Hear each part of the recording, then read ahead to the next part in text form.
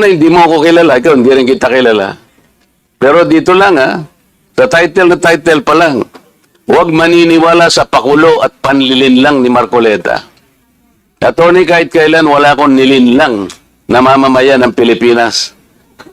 Wala kang karapatan na akusahan mo ako ng ganito. Ano yung panlilinlang na sinasabi mo rito? Marami na po kasi akong naging hindi ko ano yung particular na Ito pakikita ko sa'yo, ayan hindi ko po alam kung anong particular doon na Attorney, gumawa ka ng vlog. yes po, ako pong Responsibilidad mo sa public ito, lalong-lalo na yung naniniwala sa'yo. tungkol po talaga yung naging topic ko po kayo tungkol doon sa rally ng Ano ANC. nga yung sinabi ko sa rally na nanilang ako ng Pilipino? Ito yung uri mo na hindi kailangan talagang nagbablog Nami-mislead mo yung mga tao. Nililin lang mo yung mga tao. Yung mga vloggers umaatake rin sa akin, pero hindi ako balat sibuyas. Sapagkat may basihan ang kanilang sinasabi. O ano? Gusto panoorin ko po mamaya itong kung ano yung Ayun ang hirap sa atin, specific. Mr. Chair Maraming- Ibig mo sabihin, naharap ako sa rallying pagkalaki-laki para manlilang lang ako ng mamamayang Pilipino? Hindi ka karapat dapat na abogado Hindi ka dapat magturo sa Ateneo.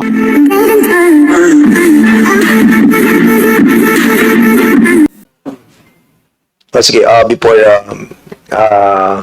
meron pa tayo isang presenter but before that, the chair would like to recognize first Congressman Marcoleta. Thank you, Mr. Chair. Hindi, tungkol lang sa sinasabi yung doktrina kanina.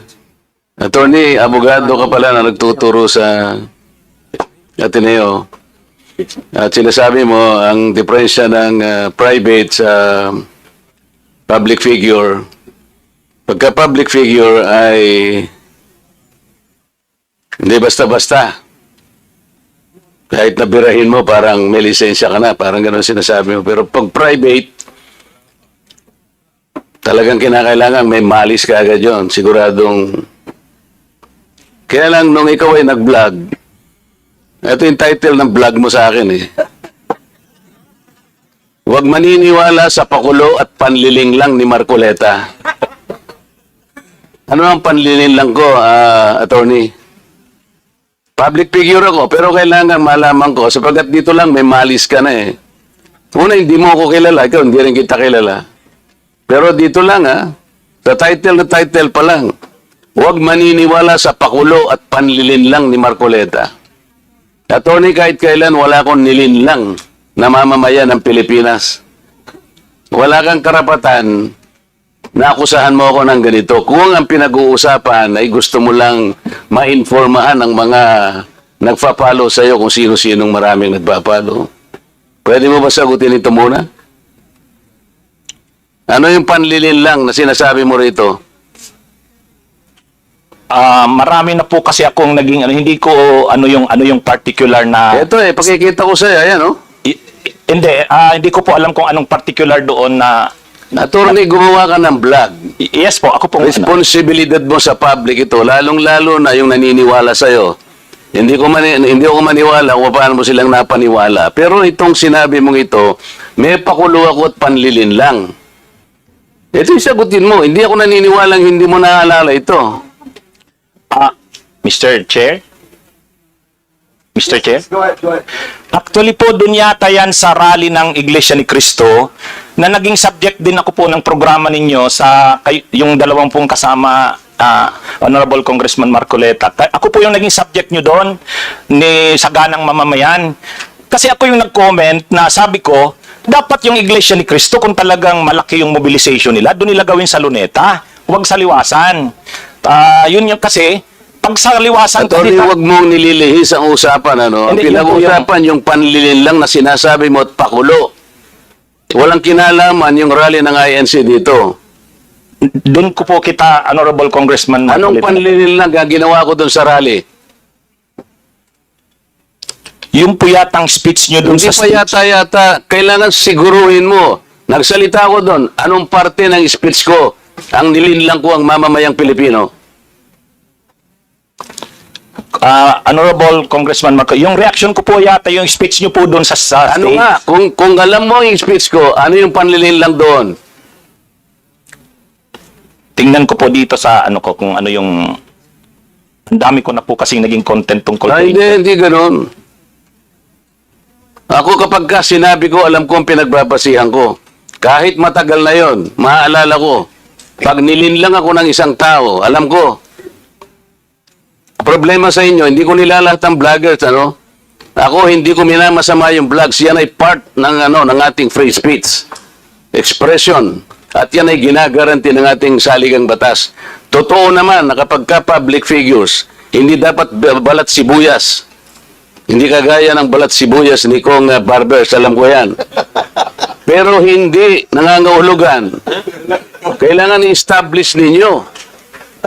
I-establish mo. Ikaw ay abogado pa rin, kagaya na sinasabi mo, nagtuturo ka pa sa isang reputabling institusyon. At pagkatapos, tinatanong ko lang ngayon, ikaw ang nagbablog, oh. Basta po tungkol po talaga yung naging topic ko po kayo tungkol dun sa rally ng Ano ANC. nga yung sinabi ko sa rally na nanilang ako ng Pilipino? Wala ka man lang maisip? Ito yung uri mo na hindi kailangan talagang nagbablog, eh. Nami-mislead mo yung mga tao, nililin lang mo yung mga tao. Ang dahilan ay hindi mo man lang masabi kung ano yung aking mga panlilinlang na sinasabi mo rito. Pakulo at panlilinlang. Hindi ganyan yung mga vloggers na kilala ko. Yung mga vloggers umaatake rin sa akin, pero hindi ako balat sibuyas. Sapagkat may basihan ang kanilang sinasabi. Yung pinag-uusapan siguro namin dito. Gusto nila niyang tingnan siguro kung ano yung mga seats ng mga aming pinag-uusapan dito.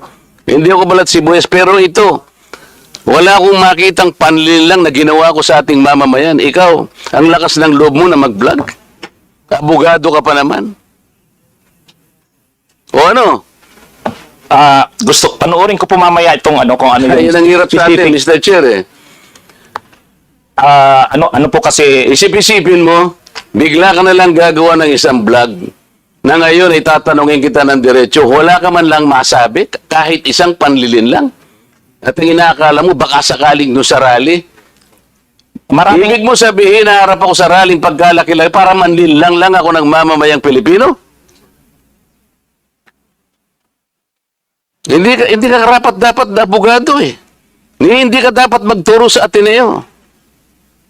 Sinasabi ko sa iyo ngayon. Ako hindi ko inaukusahan ng mga vloggers. Kahit masasakit ang sinasabi nila, ngunit merong basihan. Meron silang pinagmumulan na basihan. Kamukha nung isang vlogger, Mr. Chair. Nakita niya yung isang tarpaulin, isang billboard na-install doon sa SLEX. Isang female vlogger, Mr. Chair, napanood ko. Itong si Marcoleta kanya, walang kahihiyan ito, ha. Tanga pala, eh. At ikinahihiya na rin siya ng mga kapatid niya sa Iglesia ni Cristo sapagkat nakalain mong gagawa siya ng billboard, isasama niya kanya si Pastor Kibuloy. Hindi ba niya alam na si Pastor Kibuloy ay ganyan. So, kinakailangan, Mr. Chair, na sagutin ko. Ang pagkakasabi ko lang po na sagutin ko, miss ka ako, hindi kita kilala, pero medyo nasaktan lang ako, pero nandun na lang, pagpapasensyaan na kita, sapagat ako ay public figure. Kung ako lang ka ako ang ginanito mo, okay lang, eh. Kaya lang kita sasagutin sapagkat yung mga nakikinig sa'yo, baka malin lang mo. Baka sila'y mailigaw mo sa paniwala na ako nga ang gumawa ng billboard na yan. So ipinaliwanag ko, Mr. Chair, hindi ako ang gumawa ng billboard na yan. Nakita ko na lamang po na biglang kasama po ako ron. At hindi naman po ipinaalam sa akin nung gumawa. Siguro po dahil si Pastor Kibuloy po ay tumatakbo ring isang senador, inakala niya sigurong magiging maganda rin para sa kanya kung kami po'y magkasama. Ako naman po'y wala namang magagawa tungkol doon. Pero hindi ko na po, wala na po akong reaksyon sapagkat public figure nga po ako, eh. Lahat kami ay tatamaan. Ito nga po yung napakagandang pagkakasalita po sa Korte Suprema, eh. Mr. Chair, basahin ko lang, maliit lang po ito. The interest of society, ito po yung United States versus Bustos.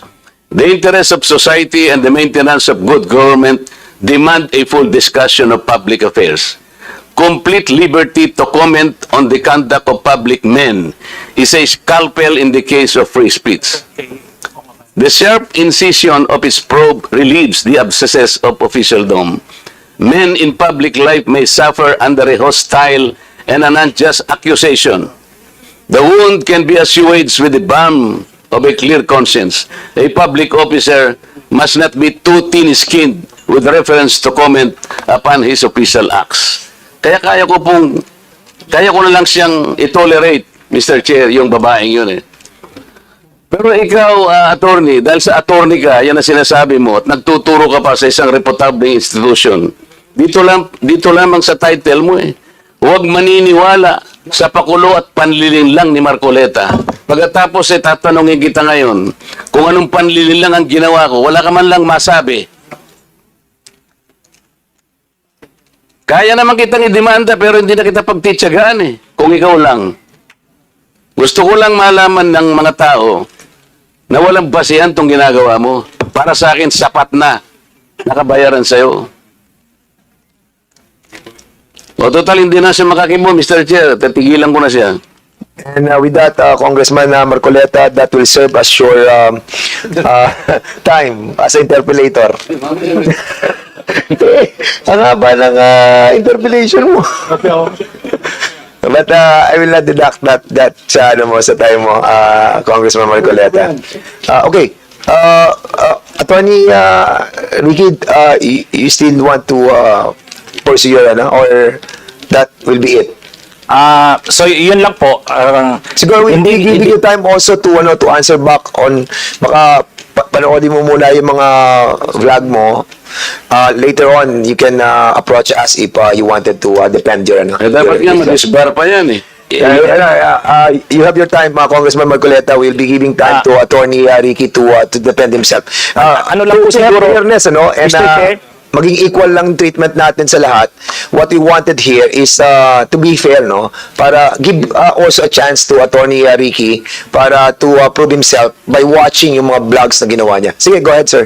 Mr. Chair, yun po yung sinasabi ko na kapag kakasuhan halimbawa ang isang vlogger tulad ko sa ganyang sinabi ko, kung public official yung naging subject ng aking vlog, ipo-prove na malicious yung intent ko. Yun yung pagkakaiba. Pagka-private naman, hindi, presumed kaagad na malicious. So, yun po yung pagkakaiba. Kaya, yan po yung ang isa pa, yung mga members po ng Congress, lahat po tayo, kahit ordinary citizens, may freedom of expression, freedom of speech. Kami ring mga vloggers, mayroon. Ang pagkakaiba lang po natin, kayo pag nasa Congress, hindi kayo pwedeng kasuhan kasi may privilege kayo, anumang sabihin nyo. Pero kami, kahit vloggers kami, pwede kaming kasuhan. Yun nga lang, ang pagkakaiba, ang magiging defense talaga namin, freedom of expression. Kaya nga, kapag kinasuhan kami ng private individuals, ipuprove nung malicious kaagad ang presumption. Pero sa public figures, ipuprove na may actual na malis kami sa sinabi namin. Yun lang po. Hanapin ko po mamaya yung kasi ang dami ko na contents na na-create kay Congressman Marcoleta. So talagang hindi ko na po masagot. Pero sorry po kung Yes, hindi ko we masagot understand agad. your situation, Okay Attorney. po. Kaya nga, I have given you a chance para Thank you po. ma-review naman po yung mga vlogs nyo. And it goes to everybody as well, especially to those na who have not attended this hearing. Fair po yung ating gagawin na pagdinig dito. Pakikinggan po namin kayo at titingnan po natin, babalansin po natin. Katulad po niyan, may mga ganyan sitwasyon na personal yung naging approach po ni Congressman Marcoleta against him dahil nga napanood niya. And we wanted that to be clarified. But of course, we have to give chance to everybody to speak at ipaliwanag kung bakit. So basically, yun po ang gusto natin mangyari. It might help us in the amendment that we wanted to file dito po sa 10175. So, bago ko po i-recognize si Congressman Ador Plato as the first interpellator, we wanted to give a chance sa isa po nating presenter. Bigyan muna natin ng chance si Mr. Felipe F.